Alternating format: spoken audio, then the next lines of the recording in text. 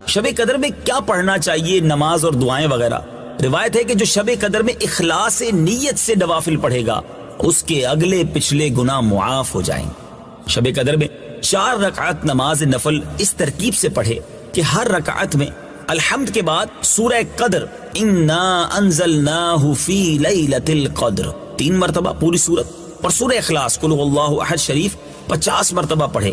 پھر سلام کے بعد سجدے میں جا کر 1 مرتبہ سبحان اللہ والحمد للہ ولا الہ الا اللہ واللہ اکبر پڑھے۔